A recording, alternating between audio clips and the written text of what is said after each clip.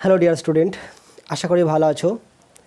আজকে আমরা কয়েকটা প্রবলেম করব, তারপরে দুটো ক্লাস থাকবে। সেই দুটো ক্লাসে ইলেকট্রিক পাওয়ার যতটা হয় করাবো, তারপর মিশনে গিয়ে দেখা হবে। যদি বেঁচে থাকি, বলে স্যার মরেই যান, আর আসতে হবে না, মিশনে আর তো করাতে হবে না, তাই তো? আমি না করালে অন্য কেউ করাবে, পড়তে হবে। হয়তো আমার ভালো লাগছে না, অন্য কারো হয়তো ভালো লাগবে, সেটা হতে পারে, কোনো অসুবিধা নাই। কিন্তু ব্যাপারটা হচ্ছে যে পড়তে হবে তোমাদেরকে। আলটিমেটলি যাই করো, যার কাছেই পড়ো, পড়তে হবে। কারণ মাস্টার ঘুলে খাইয়ে দেবে না, নিজে না পড়লে কিচ্ছুই হবে না। তো চলো অঙ্ক করা যাক। দুটো পার্টে করবো অঙ্ক। তো আমাকে বের করতে হবে কি, পি আর কিউ এর মধ্যে বিভব পার্থক্য বের করতে হবে। তো এই সব কেসের ক্ষেত্রে কী করতে হয়, প্রথমে আমাকে কারেন্ট বের করে নিতে হবে। কারেন্ট, তাহলে কারেন্ট কত হবে? তা কারেন্ট বের করার আগে কী করতে হবে, ইকুইভ্যালেন্ট রেজিস্ট্যান্স বের করতে হবে, এ বি। তাহলে দেখো তো, এ পি বি এর রোধ কত হবে? কত হবে দেখো তো, 2 আর 3 5। আর এ কিউ বি এই ব্রাঞ্চের রোধ কত হবে? সেটাও 5। দুটো পরস্পর কিছু আছে সমান্তরালে, তাহলে তুল্য রোধ কত হবে? আর আচ্ছা, তুল্য কত হবে? তাহলে কারেন্ট কত হবে দেখো তো, কারেন্ট একবারে লিখে দেবো। কারেন্ট আই ইকুয়াল টু কত হবে? 20 ভোল্ট প্লাস তুল্য বলতে কত হবে, যেহেতু দুটোই সমান 5/2 প্লাস সমান্তরাল আছে 5/2 প্লাস দেখো তো 1.5 আছে, 1.5 আসবে, দেখবে কত? 5 অ্যাম্পিয়ার। ঠিক আছে, তো এই কারেন্টটা কী হবে আবার, এই এখানে 5 অ্যাম্পিয়ার আসছে, 5 অ্যাম্পিয়ার। তাহলে এই লুপে ভাগ হবে, এই লুপে ভাগ হবে, যেহেতু এর রোধ 5, এর রোধ 5, তাহলে সমান রোধ থাকলে কি সমান ভাগে ভাগ হবে। তাহলে এখানে কত হবে? এখানেও 2.5 আর এখানেও 2.5 হবে। এরপর আমি কী করব, ব্রাঞ্চটা এরকম নিয়ে নেব। এটা হচ্ছে কোনটা? পি পয়েন্ট, এটা হচ্ছে এ পয়েন্ট। তাহলে কারেন্ট যাচ্ছে কোন দিকে? এই দিকে। তাহলে এ বিন্দুর বিভবটা হবে কারেন্টের অভিমুখে যে কোনো একটা বিন্দু নিলে কী হয়, এর বিভবটা সব থেকে বেশি হয়, তারপর যত এদিকে যাওয়া হয় বিভবটা কমতে থাকে, যেটা আগে পার্টে প্রথম অঙ্কটা করিয়েছিলাম। তাহলে কত হলো এখানে? ভি এ সমান কত লিখব? এটা 2.5, তাই তো? তাহলে 2.5 ইন্টু 2 প্লাস ভিপি, 1 নাম্বার সমীকরণ। ঠিক যদি সার্কিটটাকে এভাবে নিই, মানে উল্টো সার্কিটটা নিই, নিচের দিকেরটা, তাহলে কেমন হবে? এটাও এ পয়েন্ট, এটা হচ্ছে কত? 3, এটা হচ্ছে কিউ। তাহলে এখানে কত হবে? কারেন্ট এদিকে যাচ্ছে, তাহলে V A equal to 3 into 2.5, কারণ এখানে পড়ছে 2.5 প্লাস ভি কিউ। এটা 2 নাম্বার। এবার দুটো বিয়োগ করলে কী পাবো দেখো তো? বিয়োগ করলে কি, এই যে সমান করে পাচ্ছি, তাহলে ইকুয়েটিং 1 and 2, ইকুয়েটিং 1 and 2 কত হবে দেখো তো? এক কাজ করো, 2.5 ইন্টু 2 প্লাস ভিপি সমান 3 ইন্টু 2.5 প্লাস ভি কিউ। দেখবে আসবে কত? VP minus V Q equal to 3 into 2.5 minus 2 into 2.5, that's equal to 2.5 volt. এটা হবে কি অ্যান্সার। তাহলে আমি শর্ট ট্রিক হিসাবে নিলে কেমন করব? আমি ধরে নেবো এদিকে কারেন্ট কত, এদিকে হচ্ছে I1, এদিকে হচ্ছে কত? I2 ধরে নিলাম।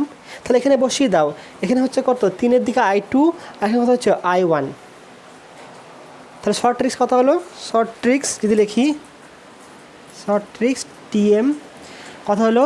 VP minus V Q equal to R2 I2 minus R1 I1। ঠিক আছে, এটাই হয়ে গেল, তাই নয় কি? কারণ এই পয়েন্টে বিভবটা সবসময় সমান থাকবে, কারণ যেমনভাবে ভাগ হোক না কেন। এক্ষেত্রে কী হচ্ছে, এক্ষেত্রে যেহেতু I1 ইকুয়াল টু I2, তাহলে I equal to R2 minus R1। এরপর যদি এরকম হয় যেটা নেগেটিভ আসে, নেগেটিভ আসে মানে কি হচ্ছে, কিউ পয়েন্টের বিভবটা বেশি, পি পয়েন্টের বিভব কম। যদি পজিটিভ আসে তার মানে কি, এটা ঠিক আছে, ভি পয়েন্টের বেশি। এখানে হচ্ছে কি, VP greater than V Q. এটা ক্ষেত্রে নেগেটিভ এলে কী লিখতাম? উল্টো লিখতাম। ঠিক আছে, নোট করো। এরপর দেখো এখানে আর একটা পয়েন্ট বলবো, নোট করা হোক। তারপরে এখানে দেখো গোল করে বসে আছে এন সংখ্যক সেল, তাদের প্রত্যেকটার ইএমএফ হচ্ছে ই এবং অভ্যন্তরীণ রোধ হচ্ছে স্মল আর। আমাকে যে কোনো দুটো পয়েন্টের মধ্যে পোটেনশিয়াল ডিফারেন্স বের করতে হবে। ঠিক আছে, কোশ্চেন মুখস্থ হলো। এদিকে এন সংখ্যক আছে, এদিকে এন মাইনাস এন, তাহলে এনের মান যা খুশি হতে পারে, তার মানে কী লিখলাম,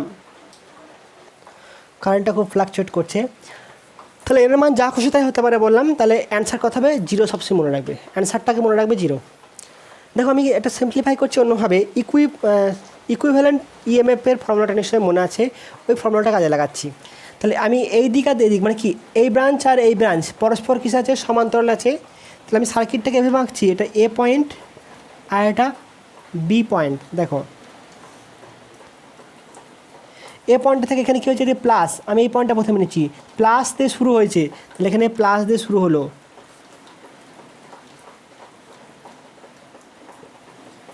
এখানে কত হলো, মাইনাস দিয়ে শেষ হলো, নেগেটিভ। যদি নিচের দিকে যায়, দেখো ওই দিকে গেলে ক্ষেত্রে প্রথমে মাইনাস তারপর প্লাস, প্রথমে মাইনাস তারপরে প্লাস, প্রথমে মাইনাস তারপরে প্লাস, তারপর হচ্ছে কি মাইনাস প্লাস, লাস্টে কী হবে প্লাস, এটা বি পয়েন্ট। তাহলে এদিকে কত আছে, এদিকে আছে N minus N, N minus N, এদিকে কত আছে এন।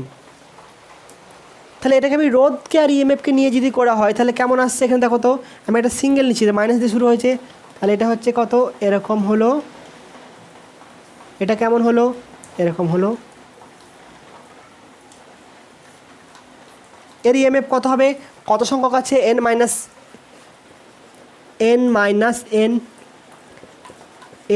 মাইনাস এন ইন্টু ই। রোধ কত হবে, রোধটা কত হবে এন মাইনাস এন ইন্টু আর, এর কত হবে এন ই, রোধ কত হবে এন আর, কারণ এইদিকে সবাই আছে শ্রেণীতে আছে, তাহলে অভ্যন্তরীণ রোধগুলো যোগ হবে, এদিকেও যোগ হবে, এর আবার পরস্পর সমান্তরাল আছে, তাহলে এটা হচ্ছে কত ই ওয়ান আর ওয়ান, এটা কথা হলো ই টু আর টু। তাহলে আমার ফর্মুলাটা কি, ই ইকুইভ্যালেন্টের ফর্মুলাটা কি, কত হবে E one R two plus E two R one divided by R one plus R two. এবার এখানে দেখো কানেকশানটা কেমন আছে, একটা পজিটিভ একটা নেগেটিভ, দুটো অপোজিট আছে এ বিন্দুতে, এটা বি বিন্দুতে দুটো অপোজিট আছে, তাই মাঝে কী হবে মাইনাস হয়ে যাবে। তাহলে কেমন হবে ফর্মুলাটা আসছে, দেখো n minus n e into r two বলতে কোনটা, এটা r two, n r minus e two বলতে কোনটা, এটা n e into r one বলতে এটা n minus n into r divided by R one plus R two, তাহলে n r plus n minus n r, that's equal to zero. হবে না zero, দেখো এখানেও যা আছে ওখানেও তা আছে, আলটিমেট জিরো হবে, সমান হয়ে গেল। তাহলে এদের কত হলো ই A B equal to zero. তো যে কোনো দুটো প্রান্তে বলে যদি একটাকেও বলে দেয় তাও কত হবে, জিরো হবে। ঠিক আছে, নোট করো, নোট করা হয়েছে। আচ্ছা যদি এখানে এরকম বলতো 2 3, ধরো এরকম আছে 2 3 আর এখানে এরকম আছে 4 8, তাহলে পি কিউর মধ্যে পোটেনশিয়াল ডিফারেন্স কত হয় বলো তো, 2 3 আর 4 8। দেখো তো এখানে পোটেনশিয়াল ডিফারেন্স বের করতে দিয়েছি, তাহলে এখানে একটা ভোল্ট মিটার লাগিয়ে দিলাম, ঠিক আছে। তাহলে আমাদের P by Q equal to R by S হচ্ছে কি হচ্ছে না, রেনুসে নোট করা হয়েছে, আমি মুছে দিচ্ছি এখানটা। তাহলে এখানে দেখো তো 2/3 ইকুয়াল টু 4/8, সরি এটা 4/6 করা, এটা 6, তাহলে 4/6, তাহলে কত আসছে দেখো তো এখানে সমান হচ্ছে তো, তাহলে P by Q equal to R by S, তাহলে কত হবে V P Q equal to 0। যদি হুইস্টন ব্রিজের এটা লেগে যায় যে P by Q equal to R by S, এটা পি এটা কিউ এটা আর এটা এস, তাহলে সেটাতে হবে কি পোটেনশিয়াল ডিফারেন্সটা 0 হয়ে যাবে। তুমি এমনি ফর্মুলা অ্যাপ্লাই করেও দেখতে পারো, ঠিক আছে, মাইন্ডে রাখবে।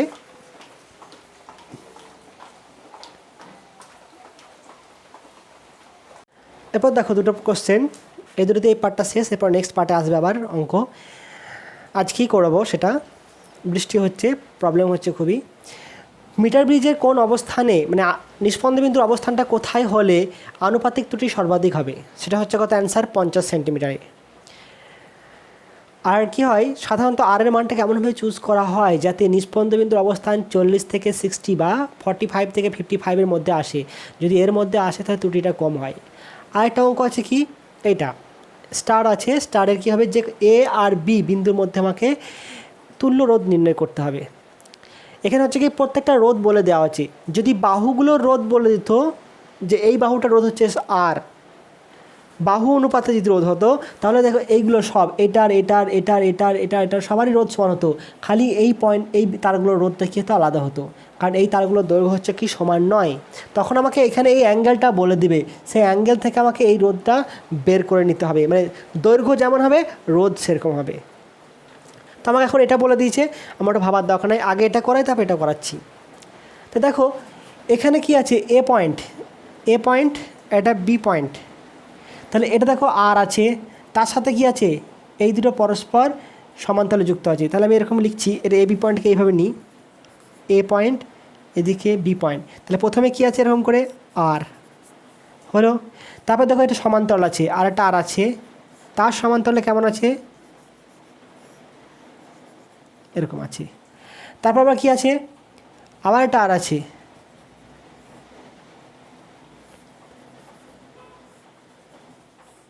ঠিক আছে, এর সমান্তরাল আবার কি আছে এরকম আছে, নিচের দিকটা তাই একই রকম আছে, নিচের দিকে কেমন আছে প্রথমে কি আছে এখানে দেখো এখান থেকে আর আছে প্রথমে,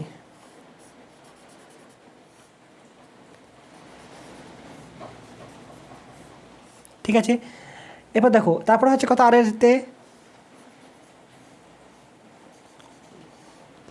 তারপরটাতেও আছে,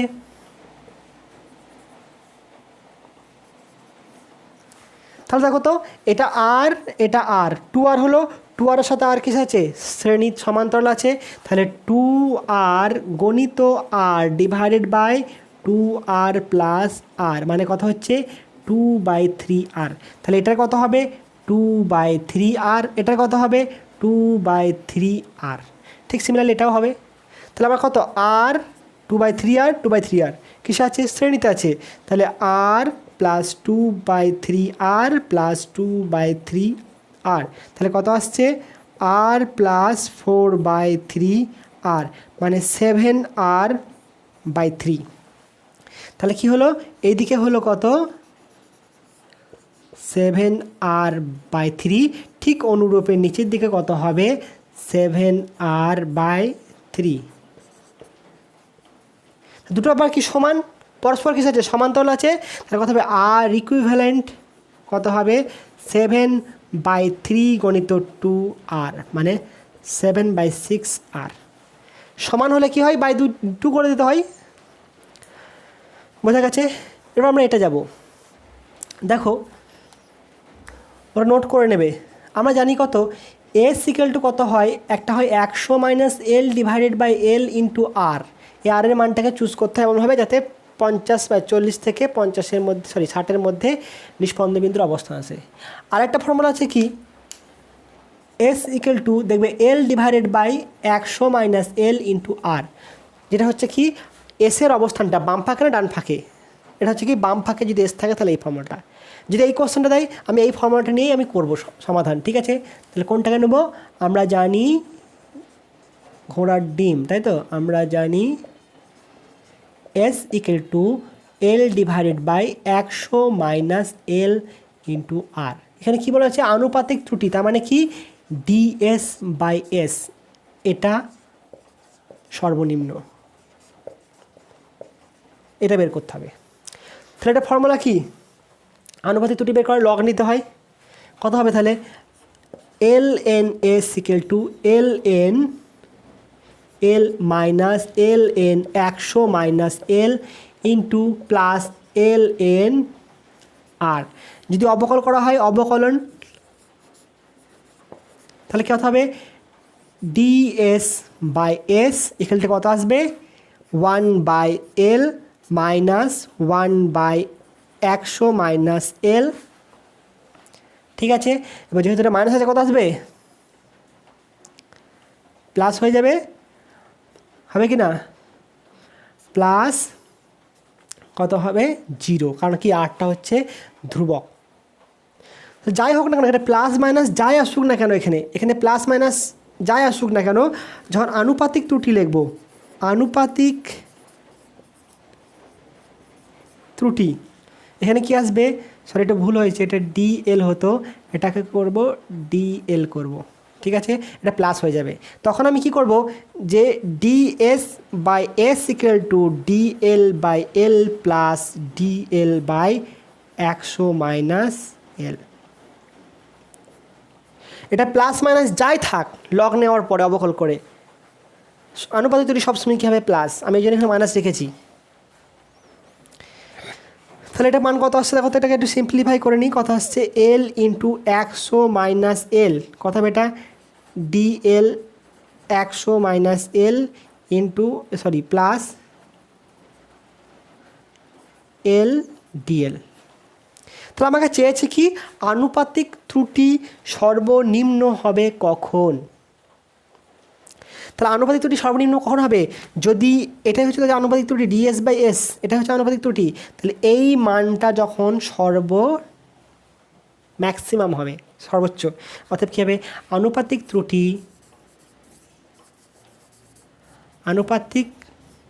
ত্রুটি সর্বনিম্ন হবে যখন এল ইন্টু 100 মাইনাস এল এর মান সর্বোচ্চ হবে।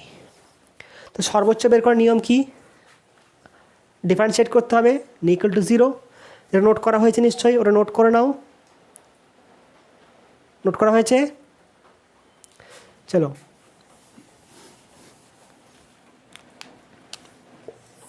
তাহলে অবকল করি। অতএব কথা হচ্ছে ডিএল বাই ডি অথবা 100 মাইনাস এল ইন্টু এল এর অবকলটা করে আমরা 0 পুট করে দেবো, তাই তো। অবকল কত আসবে দেখো তো, এটা হচ্ছে ইউ, এটা ভি, বাইরেকে গুণ করে দাও, সমান DL 100 L minus L square equal to 0। তাহলে কত আসছে এখানে দেখো 100 মাইনাস 2L সমান 0, অর্থাৎ কত আসছে L ইকুয়াল টু 100/2 সমান 50 সেমি। তাহলে কি নিস্পন্দ বিন্দুর অবস্থান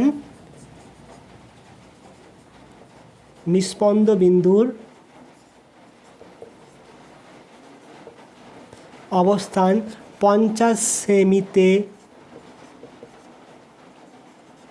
রাখা হয়, কারণ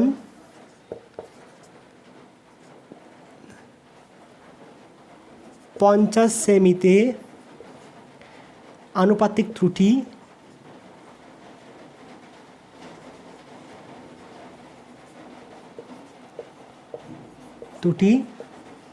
সর্বনিম্ন হয়, ঠিক আছে। এটা এরকম ভাষা, অন্যরকম ভাষা, কোশ্চেনটা এখান থেকেও দিতে পারে, এই লাইন তুলেও হতে পারে, এই লাইন তুলেও হতে পারে, ঠিক আছে।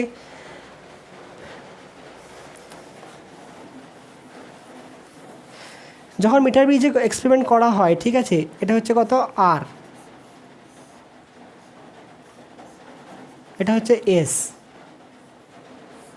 আর এটা হচ্ছে সেই পি কিউ ওয়্যার, ঠিক আছে। এখানে হচ্ছে কত, এখান থেকে লাগলো গ্যালভানোমিটার, এখান থেকে জকি, এটা হচ্ছে কত আর, এটাকে এস। যখন এক্সপেরিমেন্ট করা হয় প্রথমেই কি করতে হয়, সার্কিটটা কানেক্ট করার পরই আমাকে কী বলছিলাম, প্রথমে এই পয়েন্টে টাচ করাতে হবে, টাচ করে দেখতে হবে কি গ্যালভানোমিটার ডিফ্লেকশন এইদিকে হচ্ছে কিনা, তারপর এই পয়েন্টে টাচ করাবো, দেখবো ডিফ্লেকশনটা এদিকে হচ্ছে কিনা। যদি বিপরীত দিকে হয় সার্কিট ঠিক আছে, কারেন্টের মানটা কম রাখবো, বেশি রাখবো না। এরপর কি করব, এখানে এসের মানটা অজানা থাকে, মানে তোমাকে যখন এক্সপেরিমেন্ট করতে হয় যদি বাইরে, তাহলে কাগজ দিয়ে চিটিয়ে দেবে, ওর মানটা কত বুঝতে দেবে না। তার জন্য আমাকে কী করতে হবে, এখানে হচ্ছে কি সব থেকে বেশি সুবিধা হয় যখন এই রোধগুলো হচ্ছে কি সমতুল্য হয়, তাহলে আর যে এসের যদি কাছাকাছি মান হয়, তাহলে সেটা তখন হবে ত্রুটিটা সর্বনিম্ন হবে। তখন সেক্ষেত্রে আমি কী করব, ঠিক 50 সেন্টিমিটারে কত 50 আমি জকেটে এরকম করে লাগিয়ে দেবো, হালকা করে লাগিয়ে দেখব। তারপর রোদ বাক্স তো রোদ তুলবো, রোদ তুলে দেখব গ্যালভানোমিটারের ডিফ্লেকশনটা 0 কাছাকাছি আসছে কিনা। ঠিক আছে, এখানে 50 সেন্টিমিটার জকেটে ঠেকিয়ে দেবো, নিয়ে আর রোদ বাক্স আছে, রোদ বাক্সের মানটা পরিবর্তন করতে পারো যা খুশি, 1 2 3 4 যেমন খুশি তুলতে পারো তুমি। তাহলে প্রথমে 2 তুললে দেখলে ডিফ্লেকশন আসছে না, 3 তুললে ডিফ্লেকশন, 4 5 এরকম দেখবে কোন রোদটা তুললে এর ডিফ্লেকশনটা প্রায় 0 আসছে। দেখা গেল কি 9 ওহম তুললে ডিফ্লেকশনটা হচ্ছে কত, হ্যাঁ 9 ওহম তুললে ডিফ্লেকশনটা এই 0 ঠিক হালকা এদিকে আছে। 10 ওহম তুললে ডিফ্লেকশনটা হালকা এইদিকে আছে। তার মানে কি 9 তুললে এদিকে চলে আসছে, 10 তুললে ওদিকে চলে যাচ্ছে হালকা। তার মানে কি এই আর এর মানটা হচ্ছে কি, তখন দেখো এটা 50 কেজি, তো তাহলে P/Q = R/S। তাহলে এখানে P/Q মানে কত, দুটি তো 50, তাহলে এটাও 50 আর এটাও হচ্ছে কি 50 R = R/S, অর্থাৎ কত আসছে R/S = 1, অর্থাৎ কি R near about to S, বা সরি R = S। তা তুমি যদি এরকম দেখো যে ঠিক 10-এর কাছাকাছি মানের জন্য নিস্পন্দ বিন্দু পাওয়া যাচ্ছে, তাহলে জানবে কি যে এই রোদটা প্রায় 10-এর কাছাকাছি আছে, এই রোদটা 10-এর কাছাকাছি আছে, বুঝতে পারলে? তাহলে এখানের 50 সেমিতে ঠেকিয়ে আর এর মান তুলে তুলে দেখবো নিস্পন্দ বিন্দুটাতে কোন রোধের জন্য পাওয়া যাচ্ছে। হয়তো এক্স্যাক্ট না পেলে একটু এদিক ওদিক পাবে, মানে একদম কাছাকাছি। হয়তো 11 তুলে দেখবে আরও বেশি ডিফ্লেকশন হয়ে যাচ্ছে, এদিকে 11 তুললে এদিকে আর এতটা ডিফ্লেকশন হচ্ছে, আর এদিকে 8 তুললে এইদিকে ডিফ্লেকশন হচ্ছে। তার মানে কি এটা 9-10-এর মধ্যে আছে, তখন সেক্ষেত্রে কথা হবে R+A, R near about to S। এরকম কেসটার ক্ষেত্রে এখানে কী করতে হয়, 3টে রিডিং নিতে হয়, 3টে রিডিং নিতে হয় মিনিমাম। তা 3টে রিডিংয়ের জন্য কি 3টে দরকার হয়, R1 R2 R3, 3টে R এর দরকার পড়ে।